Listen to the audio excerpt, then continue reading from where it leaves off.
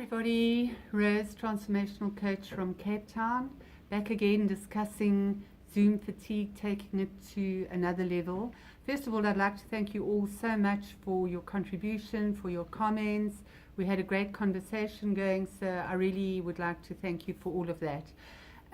Something else was, a study was done by a German university, and there was a very interesting point when they looked at delays during a video conference or Zoom calls.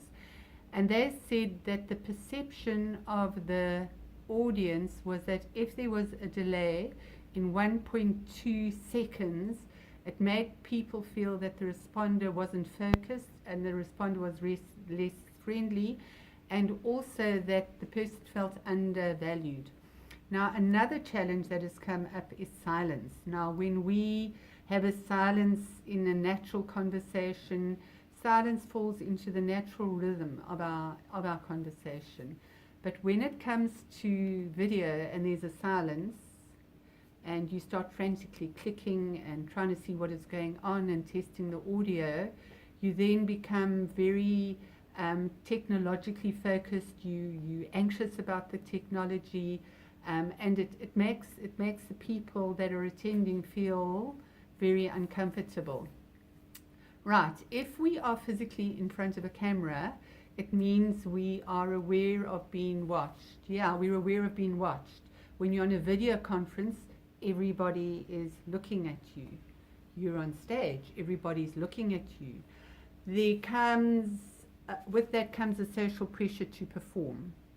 So that, where we feel we need to perform, being performative is nerve-wracking and more stressful. And it's hard for people not to look at their own face if they're on camera.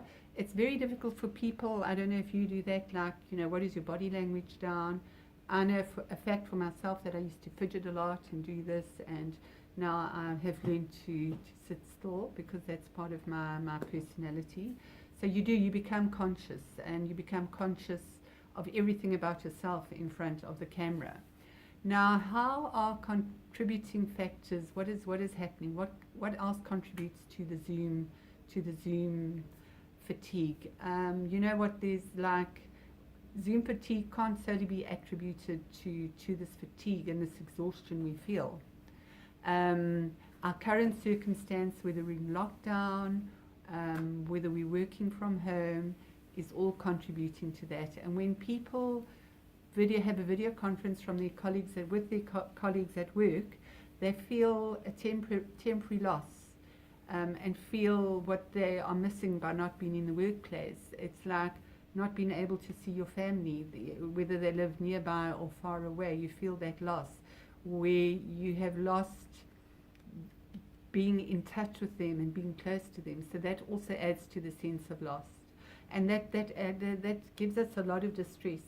So it doesn't matter whether we are introverts, it doesn't matter whether we are extroverts, we are all exhausted, every single one of us. We're experiencing the same disruption that the pandemic has brought upon all of us. And then there are the aspects where do we separate our lives, things that we have done separately. All of a sudden, husband, wife, children, pets, homework, granny, everything's happening in one space. And as human beings, we need separate spaces for different activities in our lives. I've heard people say that they don't even know if they like their children. I don't even know if I like my husband. I don't know my wife. And predictions are that divorce rate will go up after COVID. So I'd like you to just think about what we've had a conversation about, and how has this been affecting you. Does anything ring a bell with you? And I would love it so much if we can have another interaction regarding this and just see how we're all feeling. And once again, thank you so much for listening, and I'll see you next time.